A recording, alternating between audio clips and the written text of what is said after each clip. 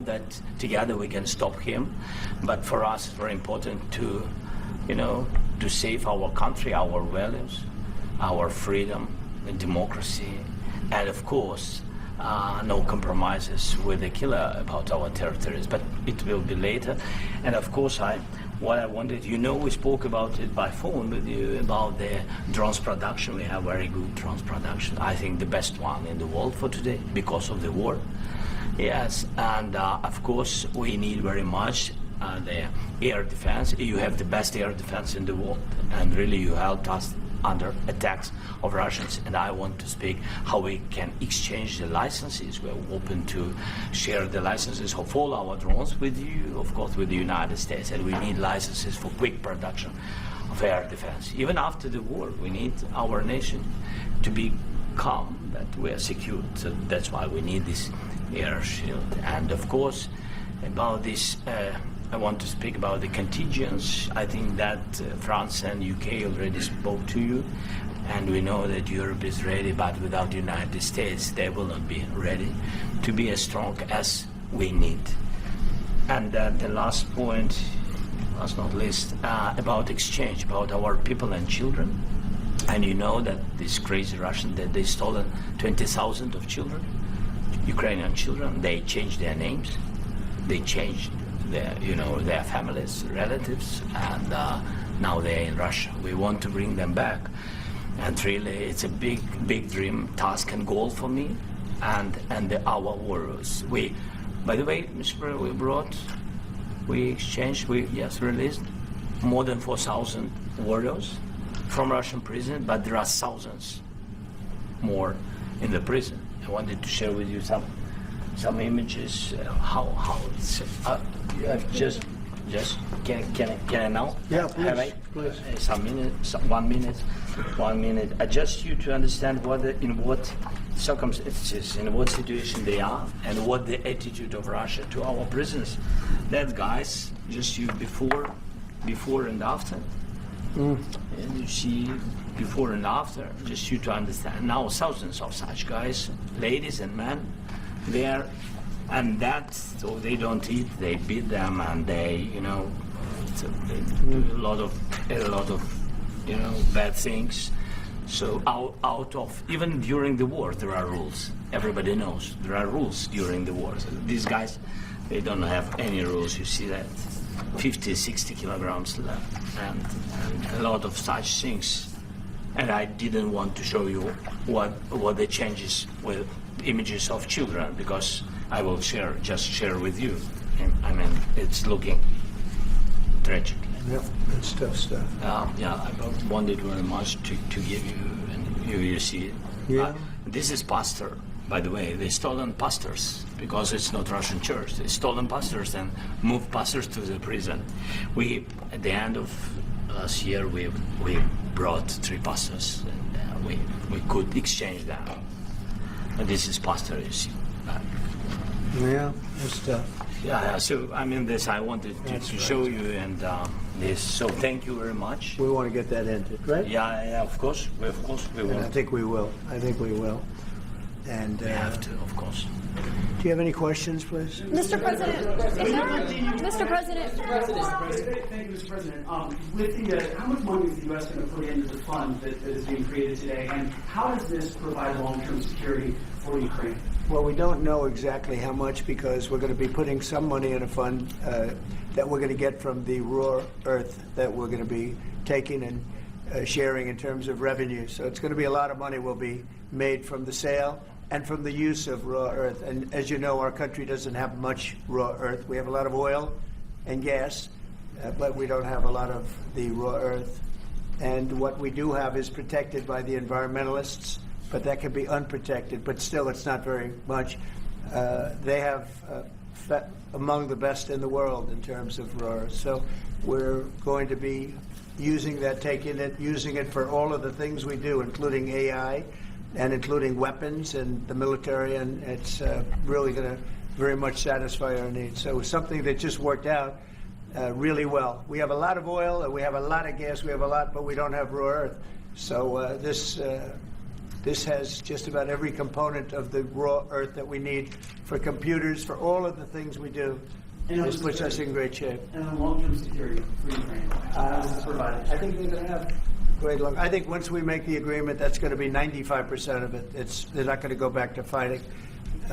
I've spoken with President Putin, and I feel very strong. I've known him for a long time, and I feel very strongly that they're very serious about it, and we'll make a deal. And when the deal is made, I don't think we talk about security. Everyone's talking about the other day. All they talked about was security. I said, let me make the deal first.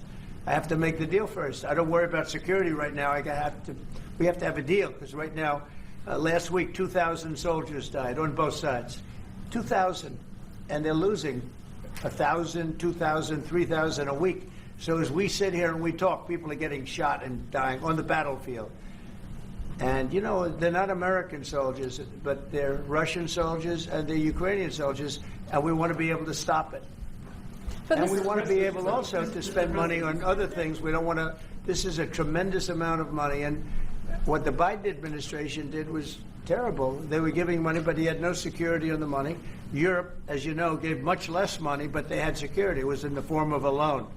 They get their money back, and we didn't. And now, at least we're protected, because the American taxpayer has to be protected too. But this is an incredible agreement for Ukraine, because we have a big investment in their country now, and what they have, very few people have.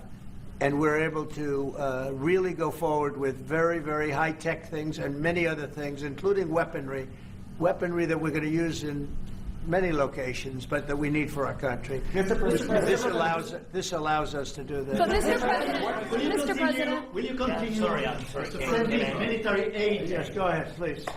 If I can just yes. In the document, there is one of the very important points. If we speak about business and investment, we never had LNG terminals in Ukraine. This document will open. I mean, the next document, but anyway, here we see in the framework, we see a really goodwill for this. LNG terminals for us is very important, and I think for security of European continent. We have the biggest storage, gas storage. We have the biggest in Europe. Yes, and we can use it. Use it for LNG. Use it for LNG, and we will do it. And really, we can help Europe, because Europe really helped. President Trump said that they made less support, but they have our friends, and they are our very supportive partners. They really gave a lot, Mr. President. They did. Really, they did. They gave a lot, but they gave much less. No. Much less. No. No. Don't argue. No. Okay. Okay. but Mr. President,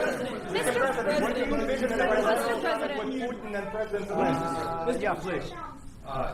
Mr. President Trump, you have repeatedly called the deal with Ukraine as a historical one. And as a President of the United States, you make historical decisions in other issues which affect America and other world. So what place in the world history do you want to take? And do you associate yourself with any famous historical figures? Yeah, I'd say George Washington, Abraham Lincoln. I would say I'm far superior to George Washington and Abraham Lincoln. Now, you know I'm only kidding, right? Because when I say that, the fake news is going to go wild. They're going to say he considers himself to be better than Washington. But you never know. You never know. I don't compare myself to anybody. I'm here to do a job. We've had a great 35 days or whatever it might be, a month, a little more than a month. We've accomplished tremendous amounts. Not only this would be a very great achievement if we could get the war stopped and get them back to normalization. I think that's going to happen. We've had very good talks on both sides, as you know. But I think we've done a very good job, just generally. If you look at all of the things we've done in 30 days, they're saying there's never been a opening for a president. The first month, there's never been a first month like we've had. And this is one of the very important things. This, to me, is one of the most important things, because we have tremendous death taking place as we speak, and I don't want to have that. You know, think of the parents, whether they're in Russia or Ukraine, think of the parents of all these people being killed. needlessly. They came to our territory. Should have never started. This would have, if I were president, this would have never started. Mr. President Trump, will you President Trump. continue sending military aid to Ukraine after the U.S. signs this agreement with Ukraine? Yeah, we're And the gonna be question to continuing. President Zelenskyy, do you feel like the U.S. is on your side, that President Trump is on your side at this moment? What do you think? He wants to know, do you think that, sort of a stupid question, because I guess we wouldn't be here if I wasn't. But, I think that the United States on our side from the very beginning of occupation, and I think that President Trump on our side, and of course, I'm sure that the United States President will not stop support. This is crucial for us. It's important for us. Yes. And Putin, the president speaks about the people and the soldiers which are dying, but they came to our territory, they came to our land. They began this war, and they have to stop. And I think this is the question, was really the most important question. Can President Trump, I hope yes, with some other allies, to stop Putin, withdraw these enemies, our enemy, withdraw these troops from our land? And I think that you asked about the history, I think that if President, or when, he will stop Putin, if President Trump will bring peace to our country, I think he will be.